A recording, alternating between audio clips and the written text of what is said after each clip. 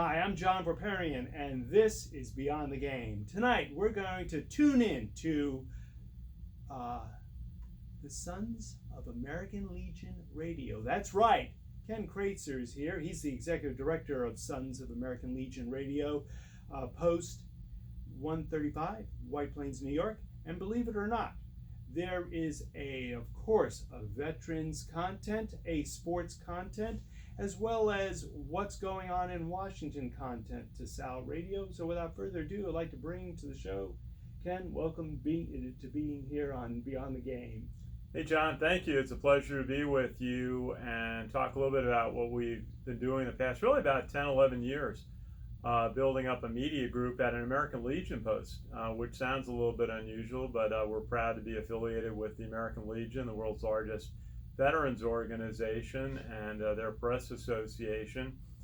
And maybe to say how we got started, we were sending out press releases for Memorial Day about 10 years ago, and we sent one to the radio station in New Rochelle, WVOX, and they called us. Bob Marone, their morning host, called us and said, could you come in and talk about what you do on Memorial Day?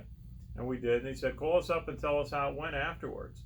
And we did, and a couple of weeks later he calls up, Bob Marone did, and says, okay, can you tell us about Flag Day? And I said, sure. And I went online and checked my flag protocol so I could speak about it correctly. And so we started doing segments with Bob Marone on veterans and military. Worked a lot with the Navy early on, from working with New York City Fleet Week, which is something we've been doing really since just post 9/11, trying to support the sailors, Marines, Coast Guard, sea services who come in for Fleet Week. And so we started doing segments, and one day, and actually we started doing a weekly show every Monday at 2:30 on WVOX, which we do now. We've been doing it over 10 years. And one day we had a little extra time, and we knew West Point had a football game that week. So we said, why don't we call West Point, ask if they had someone to call, tell us about the game this week. So we did, and a fellow named Bob Beretta called in, and is one of the athletic director. Yeah, associate athletic director, and been with West Point 25 years. Love sports there, and he called in, told us about the game and the game day experience. And he said afterwards, he said, "You guys come up to the game, sit in the post game with the coach and the players." And I always say after that, we haven't missed a post game since. That's great. That's something else. The rich heritage of Army football and a metropolitan New York area. Can you tell me a little bit about some of the games that you've covered that have stuck in your mind and saying that was a fantastic sports memory? Well, I mean, Army football is iconic.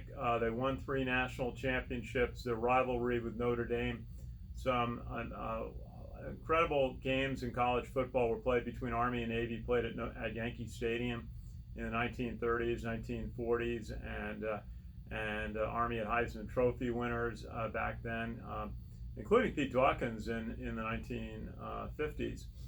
And so we got the chance to cover the home games, and Army had some big games. I remember particularly a game against Northwestern at home, where the Army team was able to win against a Big Ten team at home, and some other ones. The second year we covered the team, they won. They went 7-5, and they qualified for the Armed Forces Bowl. That year was played at SMU Stadium in Dallas, and Army won that game. They won that bowl game. They had some lean years, but some good days along the way. But the last 3 years, under the direction of head coach Jeff Monken, they have been spectacular. First year they beat Air Force and lost to Navy. They beat Navy, lost to Air Force. But the second year they beat both teams and won the Commander-in-Chief trophy by winning games both against Air Force and Navy. Certainly the first win against Navy 3 years ago was amazing. Probably the best game experience, where Army had a 14-game losing streak to Navy. They desperately wanted to beat Navy in that game. I mean, it's a focus at West Point 365 days a year. Their motto, they say it when they finish phone calls, when they finish a meeting, beat Navy. It's just part of this competitive culture that they have. And they were playing well. Navy made a comeback in that game. And I remember going down the elevator, because we go down, we're on the field in the last 5 minutes of the game, to be on the field at the end, and just wondering, can they hold on? Is it going to happen? And everybody in the stands is the same way, holding their breath to see, and Army was able to hold on and win. And there was the jubilation after that game is unmatched in anything I've ever seen in sports. All 4,000 members of the Corps of Cadets were on the field. The players couldn't get off the field because they were being mobbed by their teammates and by their classmates. And it just was such an amazing thrill to see Army finally beat Navy after 14 years. And now they won the last 2 times. So they've won the Commander-in-Chief Trophy. And with that goes the White House visit. Well, before I ask you about what's it like to go to 1600 Pennsylvania Avenue, people should be aware that the Commander-in-Chief's trophy is not just because you have a good record in football, isn't it? What sports come into play? Well, it's a football trophy. There's a number of other trophies. Actually, every event between West Point and Annapolis, they play for a star. And there's competition amongst which academy gets the most stars. But if the team, whether it's the softball team, the swimming team, the soccer team, the cross-country team, whatever it is, whoever wins that year's competition against the other academy can wear a star on their warm-up jacket that they wear around their campuses. And there's nothing more proud for those cadets or midshipmen than to wear the star showing that they beat their key rivalry that year. And, the ideal thing is to win 4 stars in your career, which Army football is looking to do next year. Wow. So tell me, I understand when we're speaking of awards, your media outlet, your program, you've garnered a number of awards. Just what is the latest that has been bestowed upon you, Ken? Well, we're very proud. We have a great story, great people. John Vorperian and Jack McGurk are in the studio with us at VOX every week, and have a lot of folks who call in and help us out. But we did receive an award from the New York State Broadcasters Association, an award of excellence this year. And we were up on a stage in New York with the WPIXs and the WABCs, WCBS Radio, WFUV at Fordham were some of the other honorees that day. This week we go up to the New York State American Legion Press Association, and we receive the Best in Social Media Award and also the Public Relations Person of the Year Award. And in August we go out to the National American Legion Press Association event, their awards lunch, and we receive the Robert Morrell Award for social media, which is a national award and named for a gentleman who I know very well, who's been a great Legion member from upstate New York, who's on a number of state and national committees, including public relations. And we're very honored to receive an award with Robert Morrell's name on it. Wow. Now, let me just see, with regards to the American Legion, Post 135, how do Navy veterans take to your reporting on Army football, Army basketball? Well, okay, we're a little bit Army-centric. We understand that. You know that going in. My dad was a U.S. Army officer, and I had 2 uncles that went to West Point, but I did have an aunt and uncle who were World War II veterans in the Navy. One was a Navy pilot, and my Aunt Florence was a Navy nurse from the World War II era all the way through into Vietnam. And we have a great time. I said we started with covering New York City Fleet Week, and we have PAOs in the Navy who have been helping us out for many years. And we once had a call from a Navy admiral on a ship in the Indian Ocean. Admiral Terry McKnight, and I had seen him on television on NBC talking about the fight against the Somali pirates. So I called the PAO friend, Leslie Likens, got to credit her with this one, and said, Leslie, is there somebody who could tell us about the Navy's fight against the Somali pirates? And she said she'd get back to me. So she said, oh yeah, Admiral McKnight will call in. And he called in from a cruiser out in the Indian Ocean, and we had a great call. And later on, the corollary to the story is that a couple of months later, Leslie Likens decided to come up to our office before we did a segment down at VOX and have lunch, and she brought along a young lieutenant with her, and they're both dressed in their Navy khaki uniforms.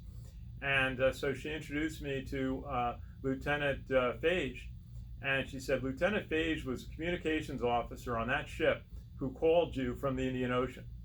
And we asked him about it. He said, Ken, we had to turn the ship in a different direction to get the satellite to get a clear connection to talk to you. So we have we talk a lot about the Navy, great people. We go down to Army Navy Media Day before the game. We interview the Navy captains each year, and we interview their coach, Ken Kraetzer, great guy.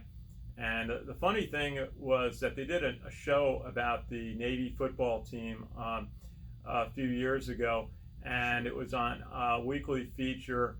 And so they did some video from the Army Navy Media Day, and they show me interviewing one of the Navy football players and asking him a quick question, and he gives the answer to it. So I felt great that I made the Navy's football show. Wow. How do you prepare for interviews? I mean, between producing and all that, how do you juggle that? Well, the key on interviews is relationship building, and to show people that you work professionally and that you're there to tell their story about what it is they do, and to give them a chance to tell that story and help them with that.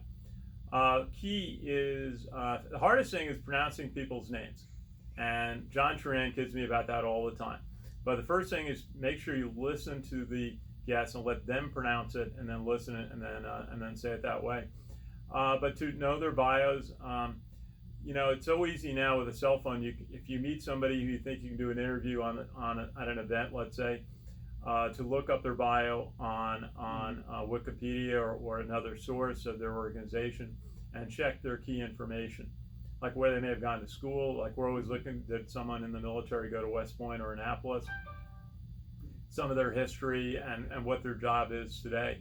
But one of the things I've learned, and you know this, and you're doing it today, is my motto is let the guests talk. Mm-hmm. And one time I was introducing a guest, and she had a long bio, and I started reading the bio, and we used up half our time with the bio. And I've learned just let the guest explain their bio, break up that into questions, instead of reading it. To say, tell us about what you did when you first got out of college, that job you had, or your first, how did you learn this profession?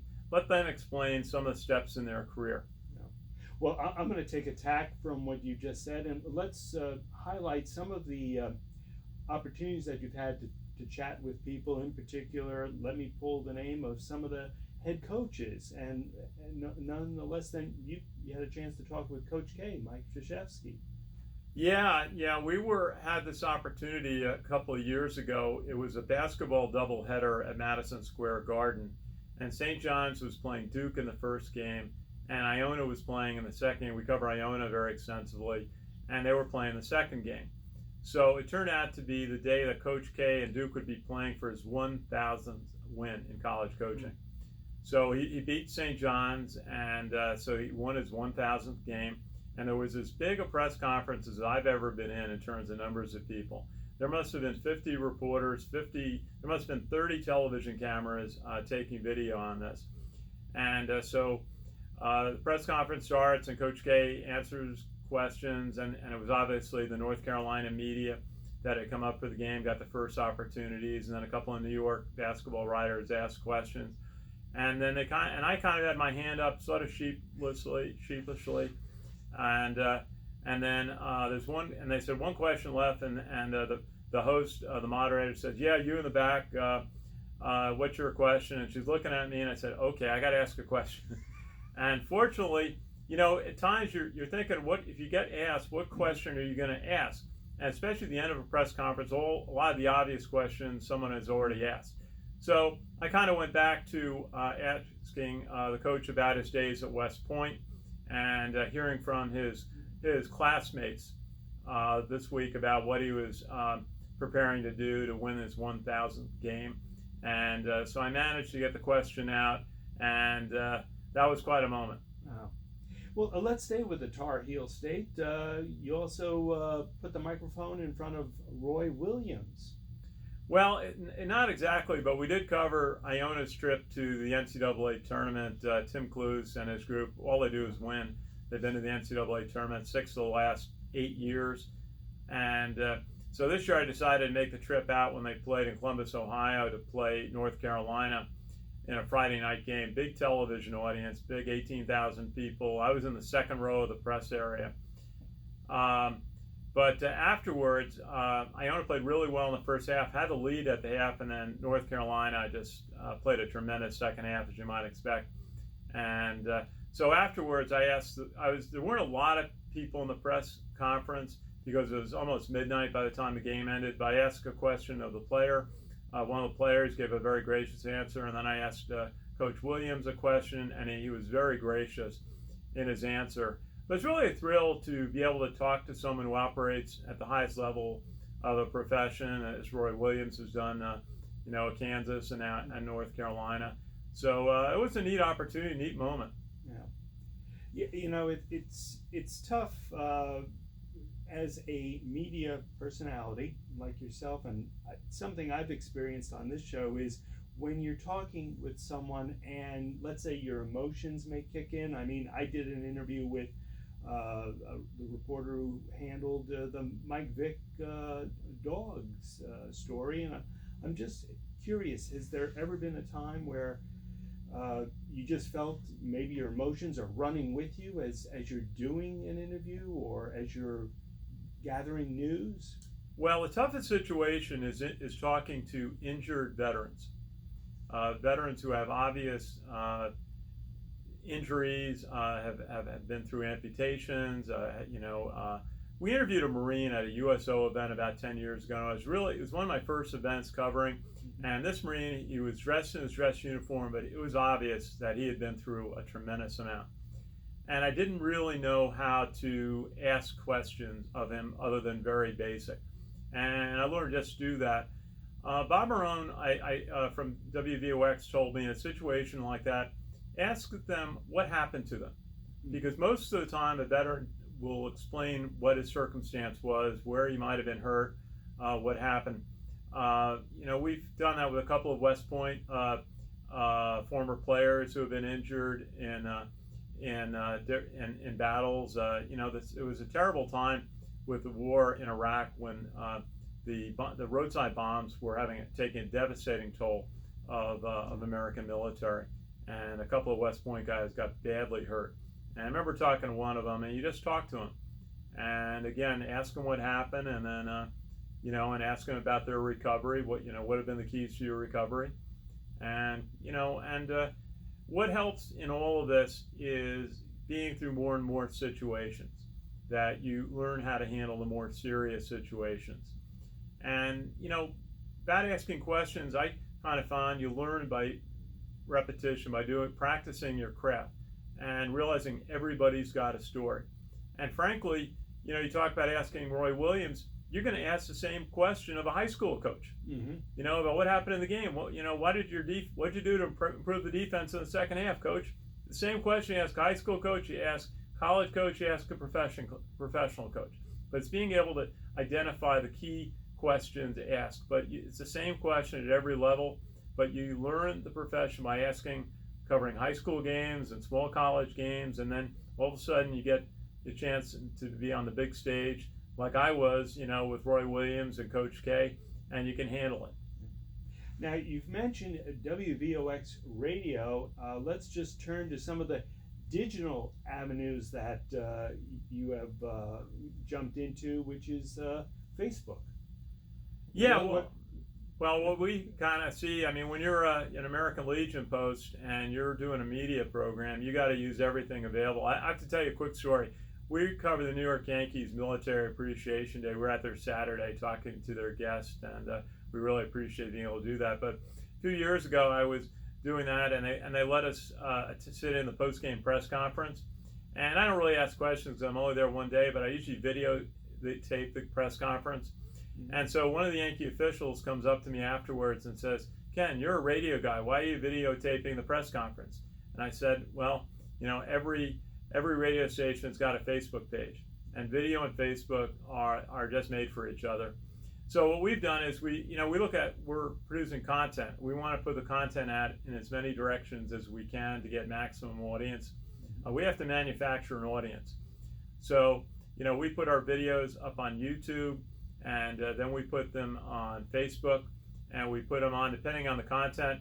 Like we do interviews with some of the cadets at West Point. I love putting them up on Fridays onto LinkedIn because they're America's future military leaders and business people. And then we also put them on Twitter, and we also work with a veterans website called rallypoint.com. They have 1.5 million veterans, so we have a working agreement with them. We put our video up there, and so we also put things on Twitter. One of the things that we do on Twitter, which I think is kind of neat, is Twitter, you can put up to 45 seconds of video right now. And so we'll take the key answer of a guest in, let's say, a 5-minute video, and we'll take the key answer that's up to 45 seconds. We'll put it straight up onto the Twitter post, and that'll play right away when somebody sees it. So you get a lot of visibility, and then we'll put a link to the full interview at the bottom of the post. So we think that's a way to maximize the content. And but we had about 2 million page views on Facebook last year. We have a page, West Point Football Report, which got 1.7 million page views last year. We have a page for Sons of American Legion Radio. We have a page for kind of our Navy Sea Services. It's called Sea Services, Navy, Marines, Coast Guard, and Maritime. We do some work with the Maritime College down in the Bronx. Great school, great engineering school. We cover their football team. They had a coach, Clayton Kendrick Holmes, for many years there, Navy Reserve officer. He's now actually working at West Point in the athletic department, an assistant to the head coach. I was going to say, Ken, Clayton has been a guest, has sat in that very chair as you're doing right now, and I do notice that Army football office, it seems to be a lot of Navy personnel, even coach. The head coach, Jeff Monken. Well, they all coached together at the Naval Academy about 15 years ago.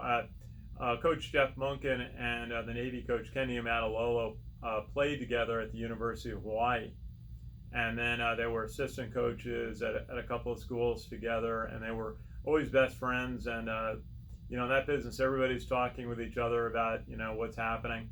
And then they both were assistant coaches on the staff at the Naval Academy. And then Ken Niamatalola became the head coach at Navy, and Jeff Monken moved on and became the head coach at Georgia Southern. And then both were very successful.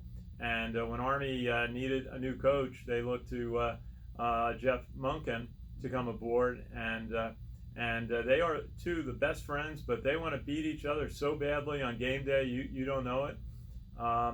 And they're both incredibly good coaches, take care of their players, great leaders. And one thing Jeff Monken says is that coaching at a service academy is completely different from everywhere else. And I mean, thinking about recruiting, thinking about the player time constraints, what they have to do every day to be eligible to play football, and what their summer activity is. They all have to go out to military training in the summer. In the Navy, they go out on ships or go out with Marine Corps units. And in the Army, at West Point, they all go out to Army bases to do training. And so it's an interesting rivalry, but tremendous respect between the two programs and between the coaches. And so that's one of the great things we get a chance to watch and talk about is the competitiveness, but the respect in the Army-Navy rivalry. Now, Army's football season opens, I believe, Friday night, I want to say August 30th against Rice. Are you already preparing for that home opener? Absolutely, and it's going to be a good game. Army has played Rice a couple of times, and recent years they went down and won in Houston very decisively last year. Rice had a new quarterback in, but it's going to be a very competitive game. As Coach Monken will say, they were 11-2 last year, but that's last year, different group of guys. And Army had to replace a very good 3-year starting center, Bryce Holland. And the story I like to tell about Bryce is we knew him since he was a freshman and just always showed poise and leadership. He had a bad injury and had to come back from that, took a year off, came back and was starting center for most of 3 seasons. And I asked him afterward, after the Oklahoma game last year, I said, you got a young quarterback going out, his 4th game, you're out in front of 80,000 people at Oklahoma, and you're leading your young team up to the line of scrimmage as the center does. He's the first guy at the point of attack. And all the players on the other team, their red jerseys said Sooners on them. And so I asked Bryce, what was that like? What were you telling your teammates? And he said, all we were saying and thinking is those guys have red uniforms on. They're like everybody else. Wow, that's a mature athlete.